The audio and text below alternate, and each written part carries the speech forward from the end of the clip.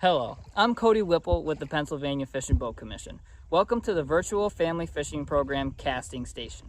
In the following series of videos, I will introduce you to a closed face reel, also known as a spin casting reel on a casting rod. I will also introduce you to an open face reel, also known as a spinning reel on a spinning rod. I will teach you the basic components of each setup, how to safely cast each setup, how to troubleshoot some common errors you might experience while you're casting, and how to safely practice casting at home. Hello, in this video I'll introduce you to the basic components of both a spinning reel on a spinning rod and a spin casting reel on a casting rod. We'll begin with the spin casting reel. So keeping in mind that this is a closed face reel, the first thing I'm going to talk about is the actual housing itself.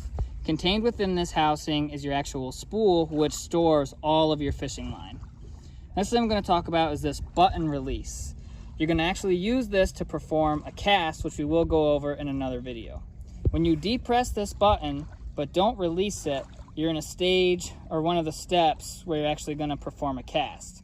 When you release that button, it lets the line free from the spool, and you'll notice that whatever lure you have actually attached to your fishing line will drop towards the ground.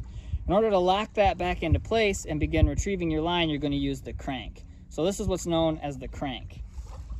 You're going to actually reel that in, you'll actually hear that lock back into place, and you can retrieve your line, just like so. The last component I'm going to talk about is this dial. You'll use this dial to set your drag. Essentially, your drag is whatever tension a fish is going to feel once it's hooked. If you increase your drag all the way tight, a fish isn't going to be able to freely pull line off your spool if it's going to make a run, and it can potentially break your line. So you're going to want to make sure you adjust your drag just enough so that a fish will be able to freely pull line from your spool when it's hooked. You don't want to make sure you also don't have your drag too loose, because then it will make it really hard for you to retrieve your line. So those are the basic components of the spin casting reel. Now I'm going to go over the components of the actual casting rod. This section right here, which can serve as a handle or a grip, also a point of leverage to fight fish, is known as the butt section of your rod. Contained within the butt section of your rod is the actual reel seat, which is where you would actually attach the reel to your rod. You'll notice I have the spin casting reel oriented towards the sky on the casting rod. Same goes for your actual rod guides. Those are oriented towards the sky as well. So these components right here are known as your rod guides, and you'll notice that it's exactly what they do. They actually guide your line out through the rod. And moving out through the rod, you have your midsection like so, all the way out to the tip. So the tip of the rod can essentially be considered the last guide, all the way down to the first guide down from that. So this whole section right here is known as the tip. Then you have the midsection, and those two components house all of your guides. You have the butt section of your rod, which serves as a handle or a grip, which has the reel seat, which houses your spin casting reel. And a lot of casting rods also have this trigger, which will help you with hand placement when you're going to perform a cast, which we will go over in another video. So those are the basic components of a spin casting reel with a casting rod. Now I'm going to go over the basic components of a spinning reel on a spinning rod. So keeping in mind that this is also known as an open face reel, you can actually see the spool, which stores all of your fishing line. So just as we depress the button on the spin casting reel, if you take your index finger like so and trap this fishing line and manually open this component, which is known as your bail, that's the same step as pushing in the button on the spin casting reel but not letting go of the button. So when I actually release this trapped line from my index finger, you'll notice that the lure can freely fall to the ground. So that's the same stage as actually letting go of that release button on the spin casting reel. So in order to retrieve your line, you're going to manually close the bail and then use the crank on your spinning reel to retrieve your line. So when it comes to setting your drag on a spinning reel, the dial is actually located on the very top of your reel. So in spinning this, I actually have it as tight as it'll go right now. So that is maximum tension. A large fish, or any fish for that matter, wouldn't be able to freely pull line from my spool. But if I loosen that dial, then I can freely begin to pull line from my spool. So this knob right here will help us to help adjust the tension of your drag. Talking about the components of the actual spinning rod itself, it's very similar to the casting rod, other than a few minor details. This is also known as the handle and the grip, so it's the butt section of your rod, which contains the reel seat. You'll notice with the spinning rod that I actually have the spinning reel oriented towards the ground. The same can be said for the guides, which again just guide your fishing line out towards the tip of your rod. This is considered the midsection of your rod all the way out to the tip, which again can be considered the last rod guide all the way to the first rod guide down from the tip. Again, midsection holds all your guides. Butt section houses your reel seat and your spinning reel. And those are the basic components of both setups. Hello, in this video, I'm gonna introduce you to a great way to ensure you're being safe when preparing to make a cast. If you've already seen our Smart Angler Station video series, you would know that the S in SMART stands for safety. The method that we're gonna use is known as the safety circle. What you're gonna wanna do is hold your rod straight out from your body, parallel to the ground, and spin around in a 360-degree circle. As you're spinning around in a circle, you just wanna ensure that your rod and your lure are not gonna get tangled up into any obstructions or come into contact with any other people that you might injure. If you got your lure or your rod caught up in anything, you could also potentially break it, which is something you also want to avoid. That's how you properly ensure you're making a safe cast. Hello, in this video I'm going to show you proper hand placement and 2 casts that you can use when using a spin casting reel on a casting rod setup. When you're getting ready to make a cast with any setup, you want to find the hand position that's most comfortable for you. With a spin casting reel on a casting rod, I like to take my index finger and put it forward of the trigger. That puts my thumb in a really good position to press the release button. You might find that you like to take 4 fingers and put them aft or behind the trigger, or you might find that you like to take both your index finger and your middle finger and put them forward of the trigger. It all depends on what's most comfortable for you when you're preparing to actually make a cast. Another thing you want to consider is the distance between your lure and your rod tip. Preferably, you want to have 6 to 8 inches. Reason being, if you have too much line out, it's going to make it very difficult to perform your cast with any accuracy at all, and it can also make your cast potentially dangerous. If you have too much line reeled in and you have the lure all the way up at the tip of your rod, it can get all tangled up and you can actually break the tip of your rod when trying to make a cast. So you want to make sure you have that 6 to 8 inch distance. Also, you might notice that this rod is a right-handed retrieve. So if you are right-handed, after you perform your cast, you're going to have to switch hands to actually use the crank to reel in your lure. When I switch hands to retrieve the lure, I like to take both my ring finger and my middle finger and put those forward or in front of that trigger. I then like to take my index finger up over the rod and in front of the reel like this, and then use my thumb to grip the housing, sort of cupping the entire reel in my left hand. This way I have good control of the rod and I can easily use my right hand to use the crank to retrieve the lure.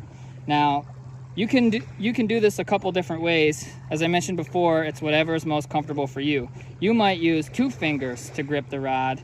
You might keep all 3 fingers forward of the trigger. You might put all 4 of your fingers forward of the trigger. It's all about finding the most comfortable position and what you prefer the best.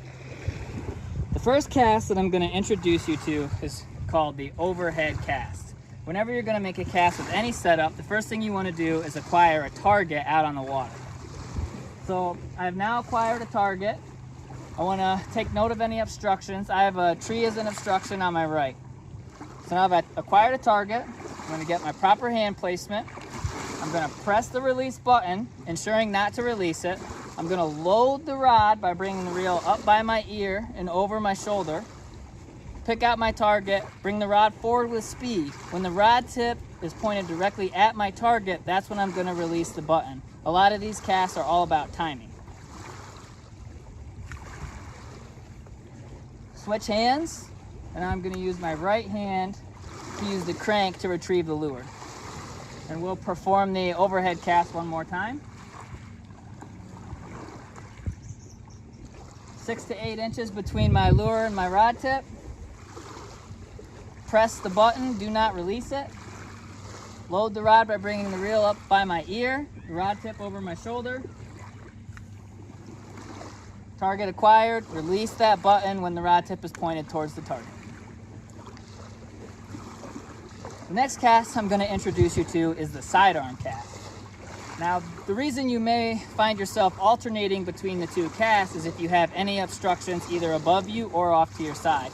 In the case of the sidearm cast, you might have some branches or a bridge or something obstructing your cast. So, same thing with hand position.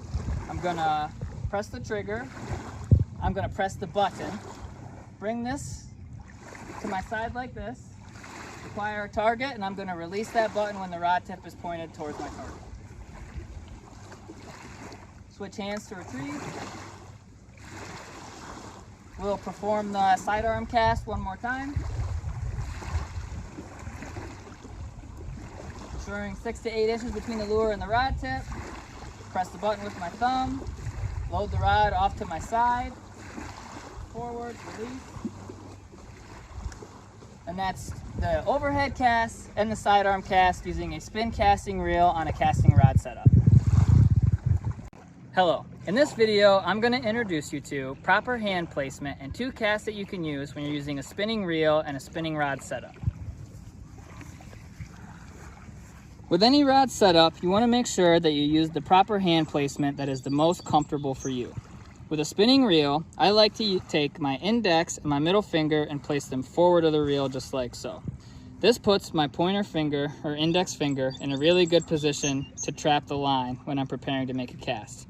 You might find that you like putting 3 fingers in front of the reel. You might find that putting 1 finger in front of the reel works for you the best. It's all about what is the most comfortable.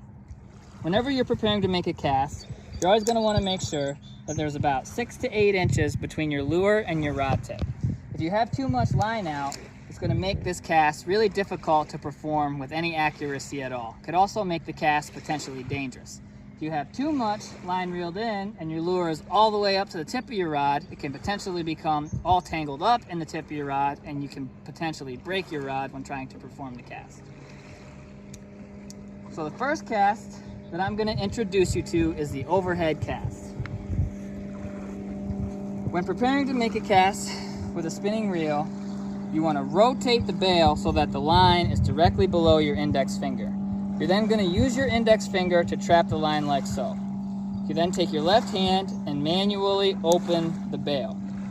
Now that you're at this point, you want to try to acquire a target out on the water. Once you've acquired your target out on the water, I'm going to bring the rod back to load it right by my ear. I'm going to bring the rod forward with speed. As soon as the rod tip is pointed directly at the target that I've acquired, that's when I'm going to release the fishing line from my index finger. You're then going to manually close your bail and use your left hand on the crank to retrieve the lure.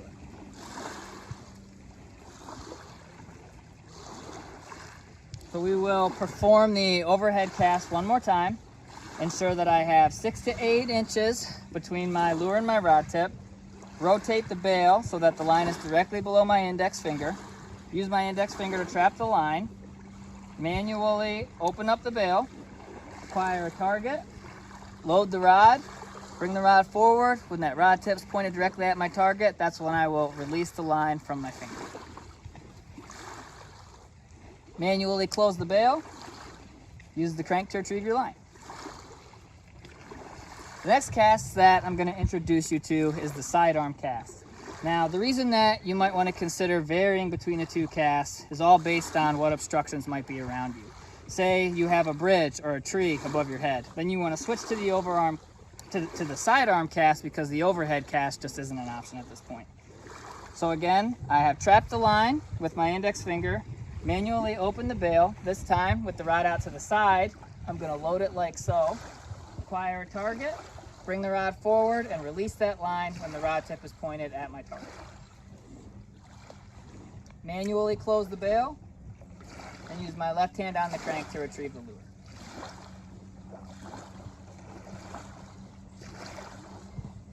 We'll perform the sidearm cast one more time. I have 6 to 8 inches between my lure and my rod tip. Rotate the bail so that the line is directly below my index finger. Trap that line, manually open the bail, Load the rod off to the side, acquire a target, bring forward with speed, and release. Use my left hand to retrieve the lure. So that's how you perform both the overhead cast and the sidearm cast using a spinning reel and a spinning rod setup. Hello, in this video I'm going to introduce you to some common errors you might experience while casting and how you can best troubleshoot those errors. The first error that we are going to discuss involves releasing your line too late. So you're doing everything correctly. You're trapping your line, you're opening up your bail, you're bringing your rod back to load it, you're bringing your rod forward with speed towards your target. However, you're waiting too long to release your line and the lure is splashing down in the water directly in front of you.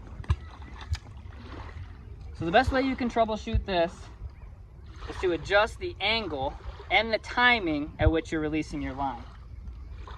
So you have your target picked out, trap your line, you're bringing your rod back. I'm going to bring the rod forward with speed. I'm going to let the line go sooner, abruptly stop my rod tip when it's directly pointed to my target at a higher angle. That is the best way to troubleshoot letting your line go too late. The next error that we're going to discuss involves letting your line go too early. So you're doing everything right in the beginning of your cast. You're trapping your line, you're opening up your bail, but as you're bringing your rod back to load it, that's when you're releasing the line. So in order to troubleshoot this error, what you're going to want to do is ensure that you keep that line trapped all through the time that you're taking even to load the rod. So as your rod is loaded now behind you, that line is still trapped, and you're not going to release it until the rod tip is pointed directly at your target. That's the best way to troubleshoot letting your line go too early. Another common error you might experience is underpowering your rod. Essentially, that is just as it sounds. There's some fish habitat or some structure quite a distance out from shore. You feel like you should definitely be able to reach that. However, every time you go to cast, you're coming up pretty short. The best way to troubleshoot this is to put more speed in your rod as you're bringing your rod forward and releasing at a higher launch angle when your rod tip is pointed at the target. So trap the line, open up the bail, preload, put more speed into that rod, and you'll definitely increase the distance at what you're casting. Those are the three best ways to troubleshoot some common casting errors that you might experience. So you've purchased your brand new rod and reel combo and you're really excited to get out on the water and get started with fishing. In order to make sure that you provide yourself with the most memorable experience that you possibly can, it's a great idea to consider practicing casting at home. If you're going to consider practicing casting at home, it's a great idea to purchase one of these casting plugs. It's the same profile and relatively the same weight as a lot of lures that you're going to be using for fishing in the future. It also doesn't have any hooks, which makes it safe to practice casting in your own backyard. So a lot of you have games like wash or toss or cornhole readily available to entertain guests and your family right in your own backyards at home. So what we have done is set up our very own target course to practice casting at, but with items readily available at the Pennsylvania Fish and Boat Commission. We have our stuffed toy, Tony the Trout, a minnow bucket, as well as a very important life jacket that you're always going to want to make sure you wear when you're boating on Pennsylvania's waterways. So you might notice that the very first target is pretty close to me. It's actually too close for me to try to consider the overhead cast or the sidearm cast, which we went over in previous videos. So to attempt to hit this target, I'm actually going to try to flip my lure at the target. In order to execute a flip, you're going to want to make sure that you have a considerable amount of line between your lure and your rod tip versus the 6 to 8 inches we talked about with the sidearm cast and the overhead cast. Reason being is that you're going to want to start pretty good pendulum swing to get the momentum of your lure moving towards your target. You're going to want to release that at the time you think your lure is going to move directly at the target.